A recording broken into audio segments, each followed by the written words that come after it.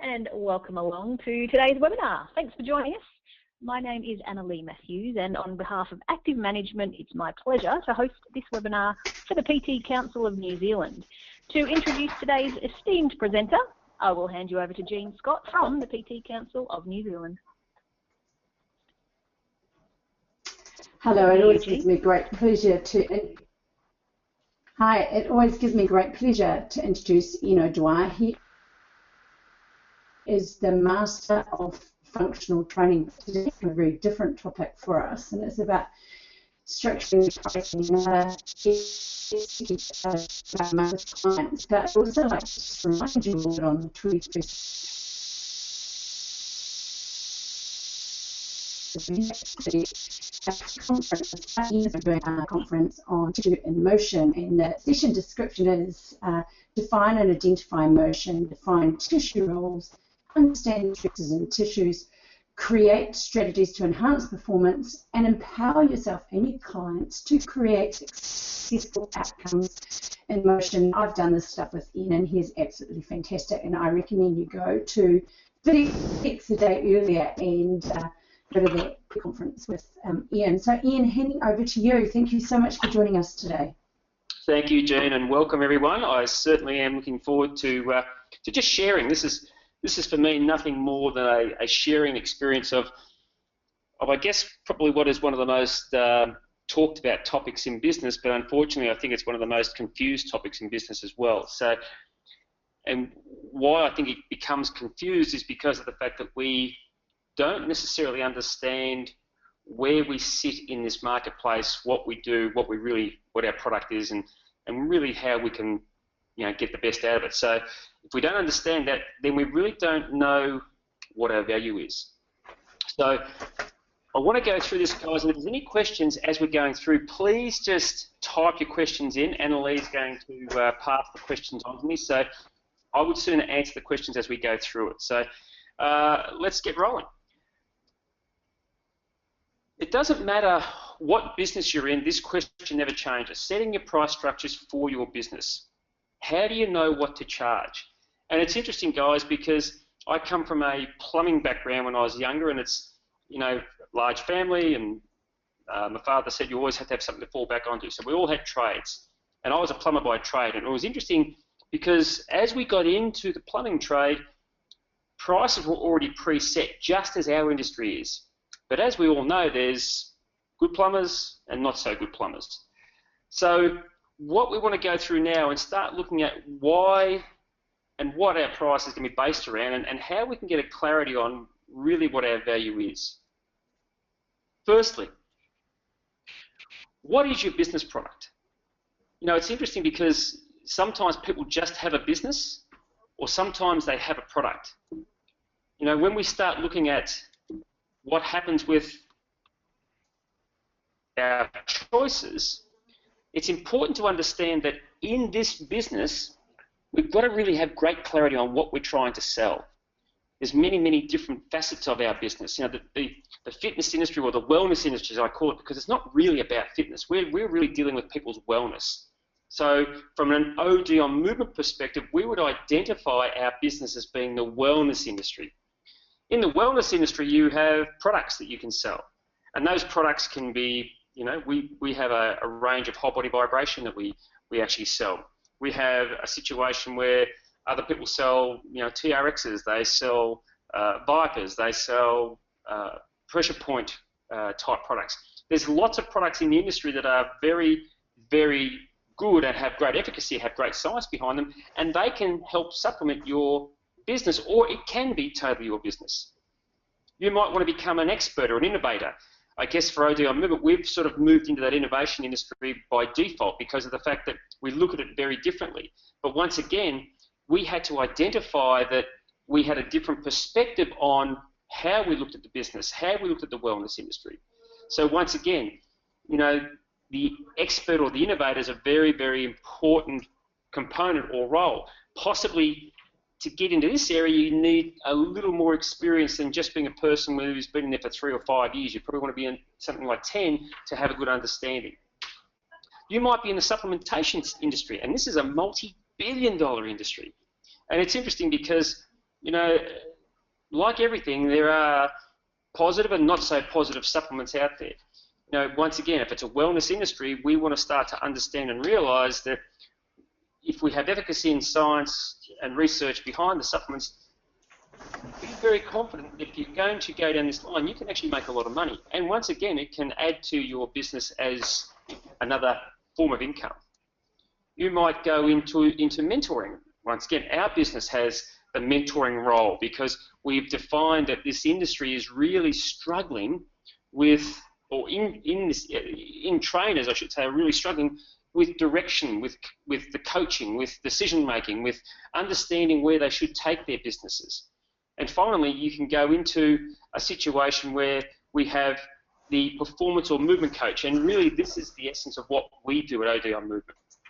So once you can identify what your business or your product is, now you have clarity.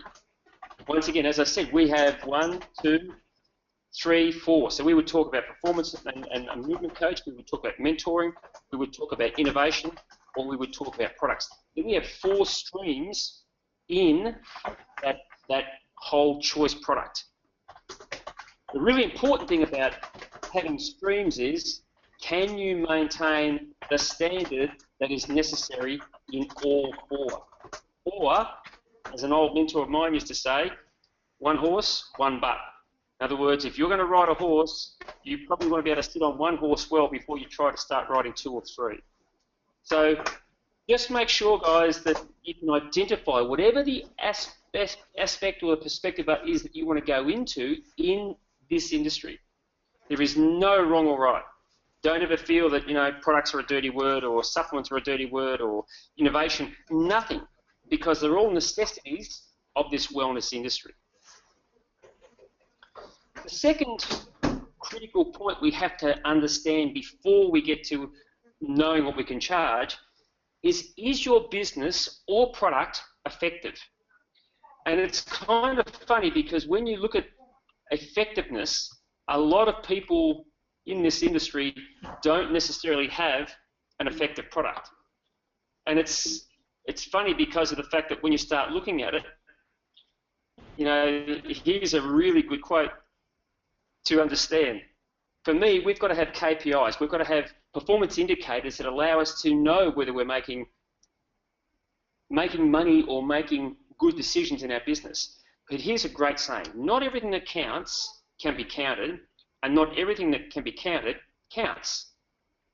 So, you know, for us, we talk about, for ODI Movement, we talk about the business of ours being about the experience, about being empowering, about being enjoyable. Well, how do you measure empowerment? How do you measure enjoyment? How do you measure emotional change? They're the important things that may not necessarily be able to be counted, but they can be observed. And it's interesting because we do certainly need to have metrics. We certainly need to understand, you know, how's our marketing going? Is the time and energy we're spending on tools, if we are, in the marketing place, are they effective? Are they giving us a return on investment? How are our sales going? What are our conversion rates like? How are our outcomes? Are we getting the results that we've told the client we can get? A really good way of measuring is if the client returns, you know that you're doing something right. And it's really important that if that client is coming back, do yourself a favour and ask them, why are you coming back to me? Why do you find that what I'm doing works for you? Because a lot of times we can go through our life, we can go through our career and not necessarily understand or be able to explain what we do. So it's certainly important that if you have clients, getting their feedback, getting their perspective on what you do and how you do it and why they return can be one of the greatest KPIs you can get. Word of mouth. How many clients do you pull in through word of mouth? And it's been interesting in all the years that I've coached or trained, and it's been probably close to 20 now, word of mouth has been by far my best marketing tool. In fact, you know, at our Performance Centre in Noosa, I don't advertise. I haven't advertised for years. We've got a Performance Centre in Melbourne, pretty much the same thing. We don't advertise. Now, that's not to say it's wrong or right, but for our business, we know that if we can create an experience, if we can create an outcome, if our product is effective, then we know people will come back. And by people coming back and sharing their experience, your business continues to grow. But more importantly, it gives you a much clearer understanding of where and what your business is doing.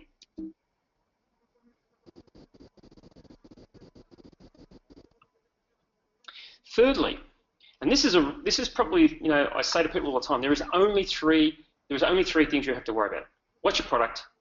Is it effective? And thirdly, can you service it? And if you are going to service it, how do you service it? Is it face-to-face?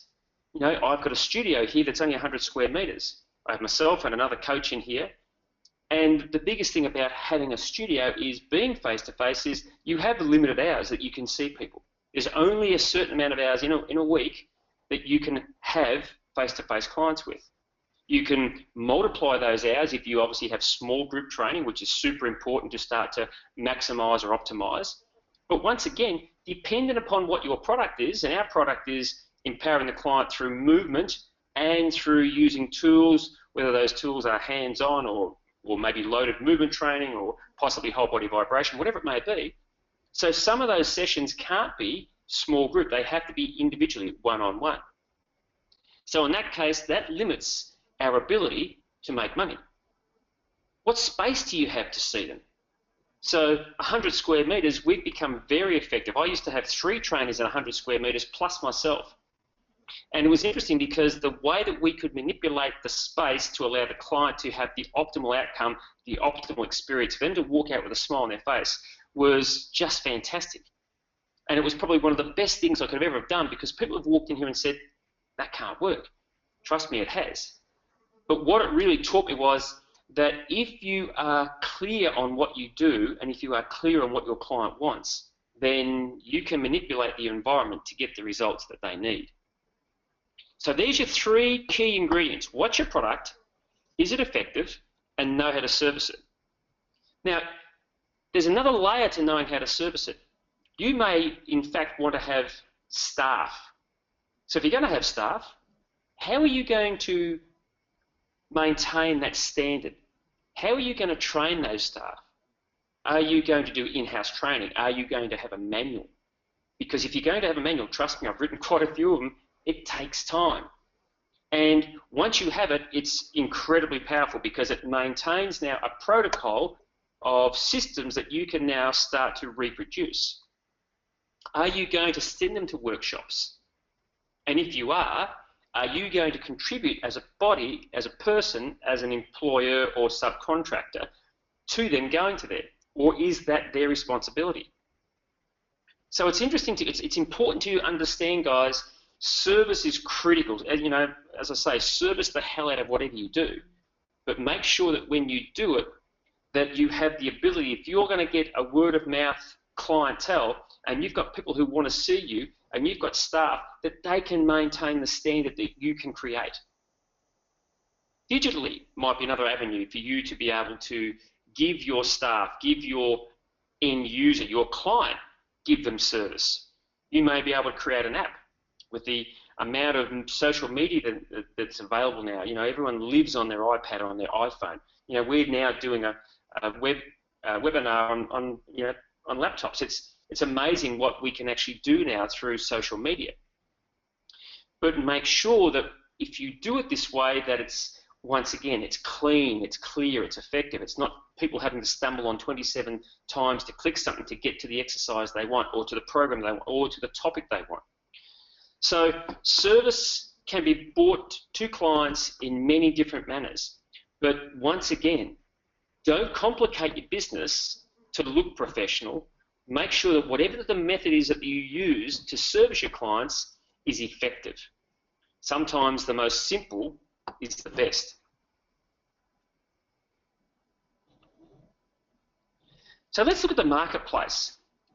And as you can see, there's a few slides up there, there's a few pictures up there of what's available. And that's only a touch on what's in the market worldwide. And it's interesting, guys, because I'm talking to you from Noosa Heads, Australia. you're in New Zealand. But the funny thing about that is that when I travel internationally, whether it be America, Asia, whether it be Europe, whether it be anywhere around the world really, these things don't change. These concerns, these questions don't change.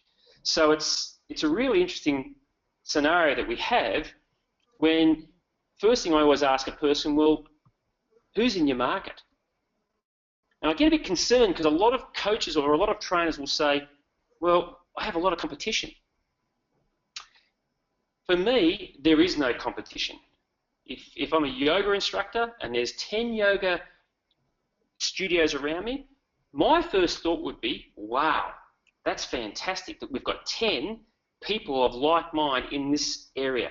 I wonder if I could now go to them and start to work with them, to start to network with them, to lift the standard across the board. Now, it's not always going to happen because of the fact that you might have some people who want to work by themselves, some people who don't want to be involved in a networking system to drive the industry to a better place, and that's okay. But for me, if we understand what's in the marketplace, who is in the marketplace, what type of product is going to be similar to yours, and my first question will always be, if there is a similar type of product, what is their uniqueness? Go and experience their uniqueness. Be upfront. When you walk in there, say, listen, I'm thinking about starting a business up. I want to see what you do. This is what I do. Is it okay if I come along? Because if you're upfront, that's now starting to show your integrity. That's now starting to show them that you're not in there to try and pinch, steal. You're actually in there as a person who's going as a professional who's saying, listen, I want to start something, but I don't want to come into your environment if there's already two of us. Maybe I'll go somewhere else. But if there's a uniqueness about what you do, then maybe you too as a business can start to work together. Maybe you can start to kick some goals together. Because if you have a niche market, you know, and that's something I guess ODI Movement has very much as a unique market, is the fact that it allows you to be an add-on to all the other markets that are in this place. You know, we have 40,000 people in Noosa Heads, and not for 1 minute would I want to try and train or coach all the people who use personal trainers. It's just not feasible. I haven't got a big enough premises. It would be just too many people for me to see. So I try with as many people, yoga, Pilates, Feldenkrais, Alexander Technique, other personal trainers, gyms, I try and work with them all because I need to use their facilities, their services to enhance my client. And if I can do that, that now starts to show the client that they're the ones who are important. I am purely a person who is being able to now facilitate some changes and some empowerment to my clients. So I'm putting them in the center rather than putting me in the center. They become the number one, which is the way it should be. That's a great way of now getting your client to see that your relationship with them is the most important thing. So it's really important, guys, for me as a business owner, if I'm going to do something like this, I want to try, if possible, to work with someone to maybe propel off their business, but certainly to be able to promote the industry as a whole, not just, you know, have one personal training studio here and another personal training studio there and a yoga studio without knowing who they are and who you can recommend to. Because if you can, trust me, it will help your business. So we've come this far and I still haven't spoken about money. Because as I've said already, if you don't know what your product is, how do you know what to charge? If you don't know whether your product's effective. You know, we come in here and we talk about movement. We talk about performance. Because it's funny, people look at us and go, oh, you're the fascia guys. No, we're not. Yeah, we talk about fascia in our business because it's one of the tissues that we manipulate, and it's a tissue that a lot of people have overlooked in the years gone by. But they say, oh, you're the play guys. No, we're not. We're simply understanding now, and have done for a long time, that play is a crucial way of connecting to people, of changing their emotional state, of manipulating their energy systems. People say, oh, okay, you're the rehab guys. No, we're not. Once again, it's just another avenue that we use to get people to the optimal level of performance that they're looking for. And performance is not sporting performance, it's performance for life. So guys, if we're very clear on what our product is, and then we start to understand how we can become effective, we become effective because of those areas that I've just discussed. Now, all we've got to do is make sure that whoever's using our products, either in our team or in ODL movement philosophies outside of our team environments, if they can service them well, we can guarantee the client will get the education they need in understanding why they do what they want. We'll guarantee that they'll get enjoyment in the experience they have with the person in front of them, and we'll also guarantee that they'll be empowered to be able to take away. All right, no worries. To be able to take away what they need to be able to work without us, not with us only. And that's really important because we only get to see our clients 1 hour a week, if that. So if we can create those 3 key components, our clients now can start to see even more that it's about them, not about us. So let's get to the all-important, the big dollar sign. How much do you need to survive? And it's interesting because quite often I feel that in business we work backwards. You know, we have a situation where people say, well, you know, what are you worth? Well, you don't really know what you're worth until you can identify some components. Those 3 components are the first 3 I would say you need to identify. Then you need to identify, what are my outgoings? What are my bills going to be? What are my life expenses going to be? You know, what do I need to put some money away for tax? What do I need to put some money away from savings? And guys, it's interesting because, you know, upon all of that understanding who's in your marketplace, you get to also understand what people are charging. What's really important is this. You know, we see now 60% of trainers are dropping out in the first 6 to 9 months of their careers. The first 6 to 9 months. So no wonder RTOs have been making millions of dollars, and I'm certainly not blaming the RTOs, but they've been making millions of dollars of people being educated and becoming qualified in our industry. But the problem has been is they're governed by the governments, generally, of what they can teach. And a lot of times it's like a lot of education, it doesn't necessarily have carryover into the application, into what I call real life. So what's really important are some simple things like this. Money is forgotten, or price is forgotten, long after service is remembered. Now it's interesting, my brother was or he is still, at the age of 72, a leading farrier in Australia. In fact, he had the largest horseshoe manufacturing business in Australasia up until about 8 years ago. He sold it. And what was interesting about that was the fact that he was the most expensive farrier in Victoria. I used to say to him, Carl, you know, why do people come to you? And he says, because, Ian, I'm the person who can change the outcome of the horse. Do I get it right every time? No, I don't. And I'm the first to put my hand up. And if I don't, I'll work on the problem until we do. So all of a sudden, once again, the experience is, yes, you know what, I'm paying a bit extra, but this guy is going to go the extra mile to make sure that we can get the best outcome for that animal. So it's a really important thing to understand is that, you know, people struggle, and I see trainers a lot, when they get quiet, instead of going to talk to people, they go and do more education. They go and do more workshops. Guys, I've got to tell you, if we've been in business 4 or 5 years and we're breaking even, or we're doing okay without doing brilliant, the only way that we can really make more money is to talk to more people, is to allow more people to understand what we do. And if you struggle with telling people how much you charge, if you think, and you know, I have various rates of what I charge for various levels. My locals are a little bit cheaper than what people from out of town are. And, you know, there's certain other people who will pay more because of the background they come from and the work I've got to do with them. So it all gets back to whatever I'm doing. Am I doing a hands-on session? Am I doing a movement session? Am I doing a mentoring session? Am I doing a corporate session?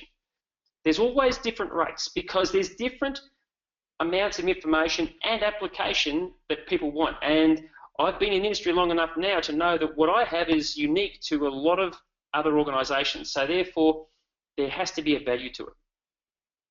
If you struggle, and I would say probably now most trainers in the average areas would be beyond between $70 and $100 an hour.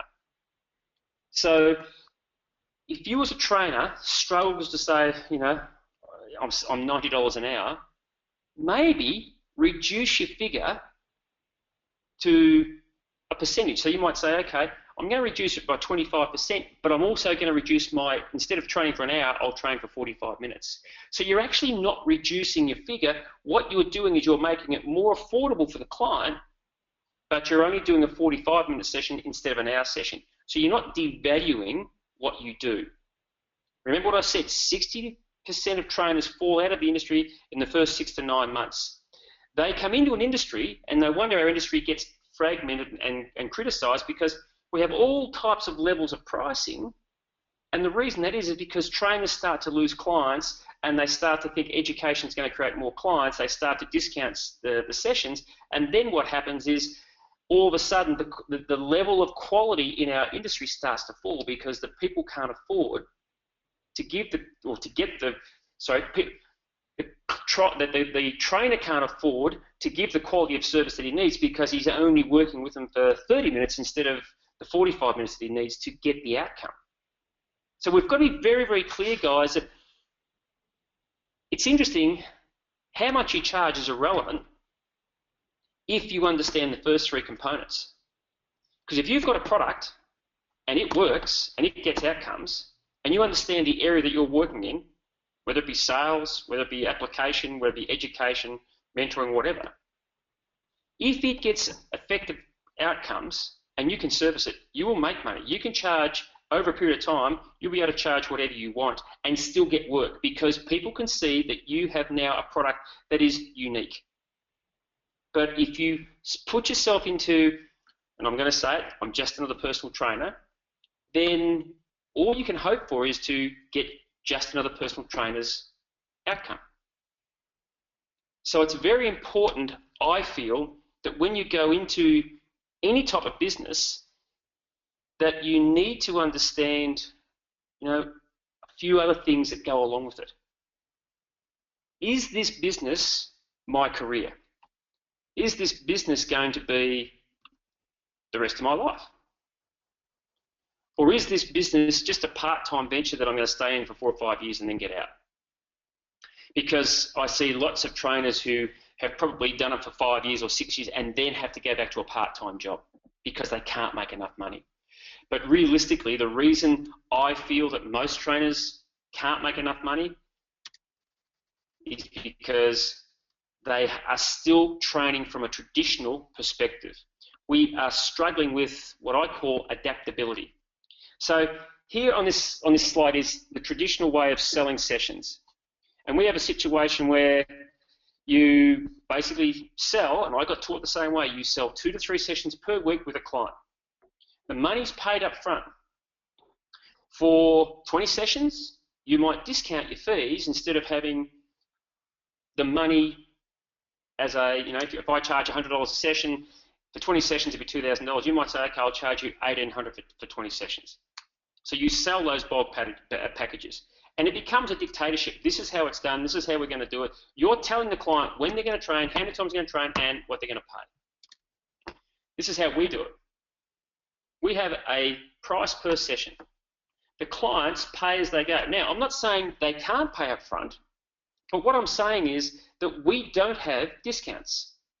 Because my question to you is, are you telling me that on the 20th session, it's not going to be as good as the first session, so therefore I'm just going to give you a discounted price because it's going to be a substandard quality? Well, I know that's not right. In fact, I know my 20th session will be as good, if not better, than my first session. So why do I want to discount it? So guys, once again, what I want to do is empower my clients. I don't want to make my clients come back. I want my clients to come back because they see the value in what I do. They can see the effectiveness in what I do. Once again, I'm not saying the traditional method is wrong. I'm not saying our method is right. I'm saying we use a different perspective. We turn it upside down. I try to only see clients one time, possibly 2 times a week. Why? Because in this environment, if we understand where I live, and it's certainly in New Zealand where it's beautiful, and it does get cold, so it's a little bit different there, but where I live, clients should be outside. Why would you want to be inside in a room? It doesn't sort of make sense. One of the most beautiful spots in the world. So if I can give my clients what they need in one session a week and then empower them to take a program away or take the movements away and do what they need to do outside, well then now they're starting to take control of their own life. Saves a bit more money. More importantly, what I'm doing is I'm touching more people because I'm getting more people into my business rather than having 3 sessions a week with one client, which means I'm only going to probably have 10 to 15 clients possibly that week. So what I'm in fact doing is growing my business, getting more word of mouth out there, getting more effectiveness, but more importantly, empowering my client. So if you don't change your perspective, how can you change your outcome? Here's my big tip to success, and this is what I feel everyone needs. And it's funny because when we look at sport, or when you look at any successful business person, ask yourself what they all have. They either have a mentor or a coach. Because if you're trying to focus on what you're doing, then how can you possibly know, see, or understand all the things that are going to come up to you, be pushed in front of your face, and how can you make a rational decision-making process when they happen? So if you can find someone who's around you, who you get on very well with, because remember, a mentor is not a person who's going to tell you, they're going to draw from you. And what you'll find is if you find a person who's successful, who's positive, who understands what your business is about, they will far more quickly fast-track your business than you'll ever understand or know. So having a mentor in your business is crucial to gain success, to gain clarity, but more importantly, to gain the empowerment of what you need to be able to evolve. So guys, as I said, understanding the first 3 components, critical. What's your product? Is it effective? Can you service it? How do you service it? Then, and only then, by understanding what's in your marketplace, and understanding there's already going to be a preset figure, then now you start to understand, okay, if that preset figure, if you go back and check your costs, your outgoings, and at the end there's a bit left over that's enough for you to live, and you're happy with that, great, charge it. But remember, whenever you charge a rate, and that rate is lower than someone else, and you say at some stage I'm going to charge more, people don't like paying more than what they're already paying. It's very, very difficult to continue to increase your rates on a continual basis if you haven't got those first 3 components. And that's where a role of a mentor can really help, because he'll start to, or she will start to enable you, to empower you to be able to use a language that will actually allow people to say, you know what, these people are worth what I'm paying them and more. So guys, that's the 30 minutes. Hopefully we can see you at FitX. There's a pre-con we're doing, as I said, on the 20th. There's the conference workshops that we're doing. If there's any questions, please feel free to ask. I think we've got about 5 minutes. But I'd just like to thank you for attending. As I say, if you want to come to FitX, I'm more than happy to talk to you anytime about any of the stuff that we've discussed today. And in fact, we'll be talking about retaining clients for a sustainable business also, which is a deeper look at how we do this that we've had today. Ian, thanks so much. We do have a question from Melanie, actually. Fantastic. Melanie says, when you're starting out, it's hard to say what you're worth, and you need to price to the market to get clients according to what others are charging. Do you have any advice on that? The market price is always, for me, the safest way to go. You know, you've got to understand it's your perspective. If you understand your product, then you're going to draw those people to your business, which means that, you know, I'll use $90. If $90 is what you pay, is what's being paid in your environment, then you should be quite confident that that $90 you can give $90 worth of value to that client. As I said in the talk, if you think $90 is too expensive, drop it down 15 minutes, but then make it a little bit cheaper, relevant to the pro rata. So in other words, if it's $90, you'll probably take it back to $75 for 45 minutes, something like that. So you might be more comfortable saying that amount, and you're still giving them the same amount of information and application, but you're not devaluing your business nor devaluing the market. That's the important thing, because as soon as we devalue the market, it devalues everyone in the market. And that's when we start getting fragmentation. Does that make sense, Mel? I hope so. It made sense to me. That was very helpful. Yanina has said, what about increasing prices yearly? Yeah, absolutely. Once again, my very first statement was, ask your clients how they feel your training or your coaching is going. I have clients who come into me and say, it's time for a rise, which is kind of unique. But they know when they come to me, they get outcomes that they can't get probably many other places. So it's interesting because you build up, I've got clients I've had for 15 and 16 years. So, you know, I know in my business, coaching one-on-one isn't where I make my money. So I'm starting to come out of that coaching and going into more mentoring and into more innovation, because that's where there's more money for us because of what we do. So yes, you can do it 12 monthly. I have no problem with that, because you know CPI goes up every 12 months, and if you do that regularly, people will be quite happy with that generally. But once again, you put your price up and you're not servicing your client the way the client wants it, and the client leaves. How do you know why they've left? Is it because your price has gone up? Is it because you haven't serviced them the way they wanted? So it's really important for me to constantly check in to see how are they traveling, how do they like the way you're coaching, are they satisfied, is there something more that they would like, would they like more of something or less of something? Okay. Thank you. And our final question again from Melanie, who said thank you, that did make sense and answered her question. The last question from her again is, what's the best way to tackle that price increase once you've set that initial price? Have you got any tips for presenting that to clients? Beautiful, yeah. Initially in my younger days, and I'm talking about when I started personal training, we were charging $25 an hour. So trust me, to get it from 25 to 150 these days was a big challenge. But all I generally do now is I put a letter out, you know, to my clients, and I'll generally word it as a situation of, you know, it's at the end of 2015, due to CPI, my charges will be going up to da-da-da-da-da. I certainly hope you'll understand, you know, the costs of power, blah, blah, blah. It's very simple. It's not personal. And this is the trouble. People struggle with this charging or raising of prices because they think it's personal. It's got nothing to do with personal. It's all about business. We have to look at this as a business. If we can't sustain our business, if my passion is to help people get and move and feel better, and yet I'm not being paid a fair price that means I'm sustainable, well, then I'm in trouble. So, you know, I normally put an email out to all my clients as value clients. You know, this is where we are, this is what's going on, and these will be the rates. If anyone has a problem, please can you contact me for further discussions. Because once again, once you say, you know, this is what's happening, this is what my rent is, this is, you know, what it cost me, they go, oh yeah, get it. They get it. Great. Look, I know our time is over, Ian.